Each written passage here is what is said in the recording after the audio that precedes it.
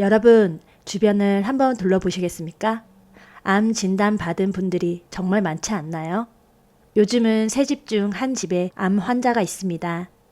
우리 집안은 원래 암 가족력이 있어서 이렇게 말씀하시는 분들 많으시죠?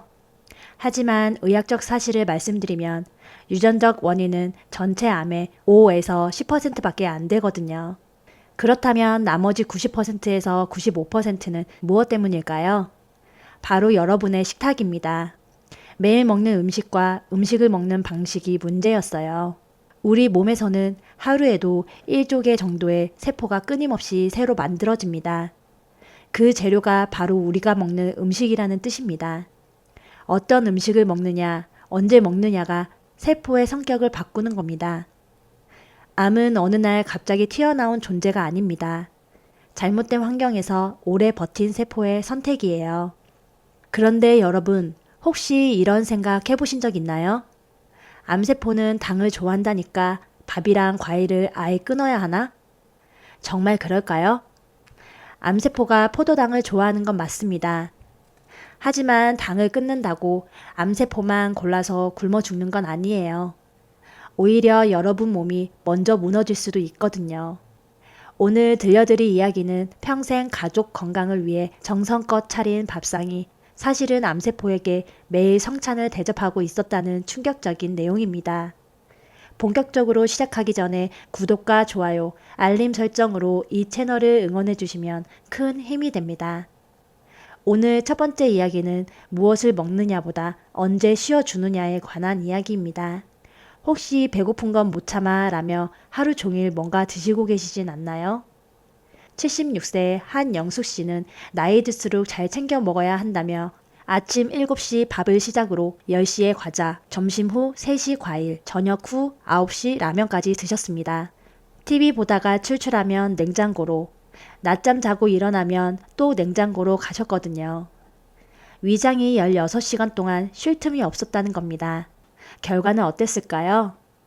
만성 소화불량, 온몸 피로, 계속 올라가는 염증 수치였습니다.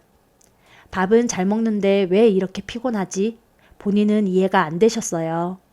반대로 71세 김순덕 씨는 유방암 수술 후 당은 암의 먹이다 라는 말에 겁을 먹고 밥도 과일도 뚝 끊으셨습니다. 암세포를 굶겨 죽이겠다는 각오로 하루에 반 공기도 안 드신 날이 허다했거든요. 아침엔 미숫가루 한 잔, 점심엔 샐러드 조금, 저녁엔 두부 반모만 드셨습니다. 3개월 후 어떻게 됐을까요? 암이 굶어 죽은 게 아니라 그분 몸이 먼저 쓰러졌습니다. 체력은 바닥, 면역 수치는 위험 수준까지 떨어졌어요. 이 두 분의 공통점이 뭘까요? 한 분은 하루 종일 먹어서, 한 분은 겁나서 거의 안 먹어서, 둘 다 몸이 스스로 회복할 시간을 잃어버렸다는 겁니다. 이 두 분의 몸은 이미 2번 울고 있었습니다. 여러분, 이것만 꼭 기억하세요. 암은 무엇을 잘못 먹어서 생기는 게 아니라 쉬지 않고 먹어서 생기는 것입니다. 그리고 아까 인트로에서 말씀드렸죠? 암세포가 포도당을 좋아한다는 것은 맞지만 당을 먹는다고 암세포만 잘 자라고 당을 줄인다고 암세포만 굶어 죽는 것은 아닙니다. 이는 복잡한 대사 과정을 지나치게 단순화한 표현입니다. 우리 몸은 밥을 안 먹어도 간에서 계속 당을 만들어냅니다. 이걸 당신생, 쉽게 말해 내 살 깎아먹기라고 보시면 되거든요. 암과 싸우는 면역세포들도 당이 필요합니다. 진짜 문제는 뭘까요? 바로 쉼없는 식사입니다. 우리 몸에는 오토파지, 쉽게 말해 몸속 청소부가 있어요. 망가진 세포를 치우고 새로 정리해주는 기능이지만 우리가 먹고 있을 때는 절대 일하지 않습니다. 배가 비어 있을 때만 나타나서 대청소를 시작하거든요. 암은 풍요병입니다. 쉼 없이 먹어서 온 병이에요. 너무 많이 먹어도 문제, 겁나서 아예 안 먹어도 문제입니다. 결국 몸이 스스로 회복할 시간을 빼앗긴 병이라는 뜻이에요. 그럼 정답이 뭘까요? 굶지도 말고 과식도 하지 말고 시간을 정해서 먹으세요. 저녁 8시 이후엔 물만 드시고 다음날 아침 8시까지 딱 12시간만 위장을 쉬게 해주시면 됩니다. 밤에 배에서 꼬르륵 소리가 나면 아, 내 몸이 지금 나를 고치고 있구나 이렇게 받아들이시면 됩니다. 자, 이제 먹는 리듬을 알았다면 다음은 무엇을 먹어야 하느냐입니다. 손주들 온다고 떡볶이, 닭강정 바삭하게 튀겨서 달달하게 해주시죠? 그리고 칼슘 보충해야지 하며 조청 멸치볶음 크게 해놓고 냉장고에 오래 두고 드시고요. 바로 여기 함정이 숨어 있습니다. 69세 은퇴 공무원 박영호 씨는 손주들 오면 직접 떡볶이를 끓이고 닭강정을 바삭하게 튀겨서 설탕, 물엿 듬뿍 발라 반짝반짝 윤이 나게 했어요. 일주일에 한 번인데 뭐 어때 하시던 게 손주들이 자주 오다 보니 어느새 일주일에 서너 번이 됐습니다. 월요일에 큰 손주, 수요일에 작은 손주, 금요일에 또 큰 손주가 친구 데리고 오고 주말에는 온 가족이 모이니 또 해주시게 되더라고요. 건강검진 때마다 혈당과 염증 수치가 계속 높게 나오니까 내 손으로 손주 건강까지 망치나 하며 속으로 많이 우셨습니다. 더 충격적인 건 74세 최영자 씨 이야기입니다. 뼈 건강 챙겨야지, 칼슘 먹어야지 하며 멸치볶음을 큰 냄비 가득 만드셨어요.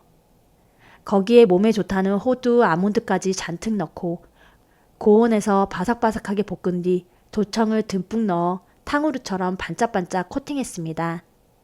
조금씩 먹으면 괜찮겠지 하며 밀폐 용기에 담아 냉장고에 두고 한 달 내내 드셨어요. 밥 먹고 한 숟갈, TV 보며 한 숟갈, 드라마보다 출출하면 또 한 숟갈, 밥상에 이거 없으면 밥을 안 드실 정도였습니다. 그뿐만 아니라 경제적으로 사자 하며 시장에서 견과류를 1kg씩 큰 봉지로 사오셨어요. 큰 통에 담아 냉장고에 넣어두고 매일 반찬통에 한 줌씩 덜어서 식사 위에 두고 드셨거든요. 하루에 조금씩만 먹으니까 괜찮겠지. 바로 이 생각이 문제였습니다. 여러분, 이런 경험 있으시죠? 냉장고에서 통을 꺼낼 때마다 뚜껑을 열잖아요. 그때마다 차가운 통 안으로 따뜻한 공기가 들어갑니다. 그럼 어떻게 될까요? 통 안쪽에 물방울이 맺혀요. 마치 안경 쓰고 뜨거운 국 먹을 때 김이 서리는 것처럼요. 그 물방울이 바로 문제입니다. 견과류는 기름덩어리라서 그 물기를 만나면 눈에 안 보이는 곰팡이가 슬기 시작해요. 냄새도 안 나고 색깔도 안 변해서 모르고 계속 드시게 되는 겁니다. 그렇게 한 달쯤 지나면 어떻게 될까요? 그 안에서 아플라톡신이라는 독이 생깁니다. 이게 얼마나 무서운 건지 설명해 드릴게요. 이 독은 간을 직접 공격하는 1급 발암물질입니다. 1급이 뭐냐고요? 확실하게 암을 일으킨다는 뜻이에요. 담배, 성명 같은 것들이 바로 1급 발암물질이거든요. 그 정도로 위험하다는 겁니다. 더 무서운 건 뭘까요? 끓여도 안 없어진다는 거예요. 보통 독은 끓이면 없어지잖아요. 근데 이건 아닙니다. 한 번 생기면 아무리 다시 볶아도 끓여도 그대로 남아있어요. 검진 결과 간 수치가 나쁘다, 지방간이 심하다는 말을 들으셨습니다. 술 한 방울 안 드시는 분인데 말이죠. 멸치가 뼈에 좋은 줄 알았지, 견과류가 혈관에 좋은 줄만 알았지, 내 간을 잡을 줄은 몰랐다며 가슴을 치셨습니다. 우리 몸의 해독 공장이 바로 간입니다. 이 간이 이런 독에 계속 시달리면 암을 막아내는 마지막 방어선이 같이 무너지는 거예요. 그리고 고온에서 튀기고 조청으로 코팅한 음식들, 여기서도 독이 나옵니다. 떡볶이, 닭강정, 탕수육, 깐풍기, 고추장 제육볶음, 양념 돼지갈비, 조청 멸치볶음. 바삭하고 달콤하고 윤기 나는 것들 다 여기 해당돼요. 이런 음식에서는 아크릴아마이드라는 탄 음식 속 독과 당 독소라는 몸을 천천히 녹슬게 만드는 독이 나옵니다. 매일 이런 음식을 반복하면 암세포는 매일 정말 좋은 에너지를 공급받고 있는 겁니다. 마치 암세포한테 매일 보약을 다려주는 것과 같아요. 그런데 여기서 중요한 이야기를 드리겠습니다. 여러분, 너무 겁먹지 마세요. 핵심은 빈도와 양입니다. 가끔, 정말 가끔 즐기는 수준에서는 결정적인 위험이 되지 않아요. 명절에 손주들 오면 한번 해주시고 생일날 한번 드시고 이 정도는 괜찮습니다. 문제는 이런 음식이 일상의 주요 반찬이 되는 것입니다. 냉장고에 항상 있고 밥상에 항상 오르고 매일 조금씩 드시는 것, 바로 이게 문제예요. 한번 계산해 볼까요? 견과류 1kg이 10,000원이라고 해도 그걸 3개월 먹으면 하루에 100원 조금 넘게 아끼는 거예요. 근데 간이 망가지면 병원비가 얼마나 나올까요? 몇백만 원입니다. 그게 간을 망가뜨리는 가장 비싼 선택이라는 겁니다. 멸치는 신선할 때만 약입니다. 견과류는 신선할 때만 약입니다. 썩으면 간을 망가뜨리는 독이에요. 기준을 딱 정해 드립니다. 조청 멸치볶음은 절대 큰 통으로 만들지 마세요. 딱 3일에서 4일 먹을 양만 볶고 길어도 5일 안에 다 드셔야 합니다. 견과류는 절대 큰 용량으로 사지 마세요.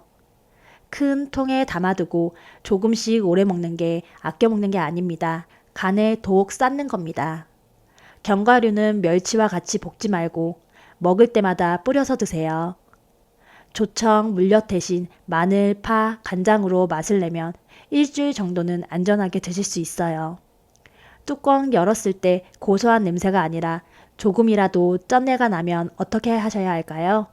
아까워서가 아니라 내 간이 아까워서 바로 버리셔야 합니다. 기억하세요. 생 견과류는 2주, 볶은 견과류는 1주, 조청 멸치는 사흘입니다. 이제 마지막으로 몸에 좋다 믿고 먹다가 오히려 해가 되는 음식 이야기입니다. 나는 인스턴트 절대 안 먹어. 김치랑 된장국만 먹어. 이렇게 말씀하시는 분들 가슴이 철렁합니다. 67세 이만수 씨는 우리 집은 다 집밥이야. 나는 몸에 좋은 것만 먹어. 이게 자랑이셨어요. 아침, 점심, 저녁마다 김치 3가지에서 4가지와 된장찌개를 드셨습니다. 밥상에 김치가 빠지는 날이 없었거든요. 배추김치, 깍두기, 갓김치, 열무김치까지 늘 4가지는 올라왔어요. 거기에 저녁엔 소주는 독하지만 막걸리는 발효주니까 몸에 좋다더라 하시며 거의 매일 막걸리 2병에서 3병을 드셨습니다. 저녁 6시에 1병, 드라마 보며 1병, 자기 전에 또 1병, 이런 식이었어요. 1년쯤 지나 위 내시경을 했는데 의사가 사진을 보여주며 말했습니다. 위 점막이 여기저기 헐어 있습니다. 헬리코박터 파일로리균도 꽤 많네요. 헬리코박터 파일로리균이 뭘까요? 위벽을 헐게 만드는 나쁜 균입니다. 위 안쪽을 감싸고 있는 위 점막, 그러니까 위를 보호하는 얇은 피부 같은 곳이 계속 자극을 받으며 헐어간 거죠. 그날 그분이 하신 말씀이 아직도 기억납니다. 나는 몸에 좋은 것만 먹는 줄 알았는데 그 뒤로 한참 동안 숟가락을 들지 못하셨습니다. 여기서 중요한 건 뭘까요? 김치와 된장이 원래 나쁜 음식이 아니라는 것입니다. 김치, 된장은 유산균과 항산화 성분이 풍부한 훌륭한 발효식품입니다. 적당히 제대로 먹으면 장 건강과 면역력에 큰 도움이 되거든요. 하지만 문제는 양과 짠맛입니다. 시판 김치와 된장, 그리고 집에서 오래 두고 먹는 김치는 대부분 염분이 굉장히 높아요. 짠 음식이 계속 들어가면 어떻게 될까요? 위를 감싸는 위 점막, 그러니까 위 보호막이 조금씩 헐어버립니다. 그 상처 틈으로 아까 말씀드린 헬리코박터 같은 나쁜 균들이 파고드는 거예요. 그게 오래가면 위암의 위험도 같이 올라가는 겁니다. 여기에 막걸리까지 더해지면 문제는 훨씬 커져요. 막걸리가 발효주인 건 맞습니다. 하지만 발효는 약이 될 수 있지만 알코올은 그렇지 않습니다. 이게 핵심이에요. 막걸리든 소주든 와인이든 종류가 중요한 게 아니라 알코올 자체가 문제예요. 유산균 먹으려고 막걸리 마신다는 건 뭐랑 같을까요? 비타민 먹으려고 독약 마시는 것과 같다고 보셔야 합니다. 건강을 위해 챙겨 먹던 모습이 오히려 내 속을 긁어내고 있을지도 모릅니다. 김치는 양념입니다. 막걸리는 술입니다. 답을 드리겠습니다. 김치는 한 끼에 작은 접시 하나만 드세요. 김치로 밥을 비벼 먹고 김치를 반찬 3개처럼 드시는 건 줄이셔야 해요. 밥 한 공기에 김치 한 젓가락, 이 정도가 적당합니다. 된장국, 된장찌개는 하루 한 번, 국물은 조금만 드세요. 국물에 밥 말아 먹기는 피하시는 게 좋아요. 건더기 위주로 드시고 국물은 한두 숟가락만 맛보는 정도로 하시면 됩니다. 막걸리를 포함한 모든 술은 끊으세요. 조금은 괜찮다가 쌓여서 간과 위를 망가뜨리는 겁니다. 대신 잎채소 5가지, 뿌리채소 3가지 이상을 식탁에 올려보세요. 상추, 깻잎, 배추, 무, 당근 같은 것들로 반찬을 채우고 김치와 된장은 그 사이에서 맛을 돋우는 조연으로만 쓰시는 겁니다. 오늘 이야기가 무겁게 느껴지셨을 수도 있지만 이건 희망적인 이야기입니다. 지금 이 순간부터 집에서 당장 바꿀 수 있는 것들이기 때문이에요. 3가지만 기억하세요. 하나, 쉼 없이 먹는 것이 암을 키웁니다. 둘, 신선하지 않은 조청 멸치와 견과류는 간을 망칩니다. 셋, 좋은 음식도 과하면 독입니다. 핵심은 뭘까요? 빈도와 양, 그리고 보관과 조리법입니다. 암은 쉼을 잃고 살아서 온 병입니다. 치유는 뭔가를 더 먹는 게 아니라 비우고 쉬게 하는 것에서 시작되거든요. 내 몸은 지금 내 삶에서 무엇을 바꾸라고 말하고 있을까? 그 질문을 진심으로 던지는 순간 이미 치유는 시작된 겁니다. 오늘부터 딱 4가지만 해보세요. 첫째, 저녁 8시 이후 12시간 공복 유지하기. 둘째, 조청 멸치 볶음은 사흘 안에, 견과류는 2주 안에. 셋째, 김치는 양념으로, 술은 끊기. 넷째, 바삭하고 달콤한 음식은 일주일에 한 번으로. 오늘 저녁 8시부터 바로 시작하세요. 내일부터가 아니라 오늘부터입니다. 앞으로 60세 이후에 꼭 알아두시면 좋을 생활 이야기, 건강 이야기를 계속 전해드리겠습니다.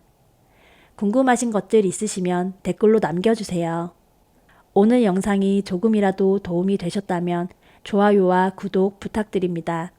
그게 다음 건강 정보를 꾸준히 받아보실 수 있는 가장 쉬운 방법이에요. 그럼 다음에 또 건강한 이야기로 찾아뵙겠습니다. 감사합니다.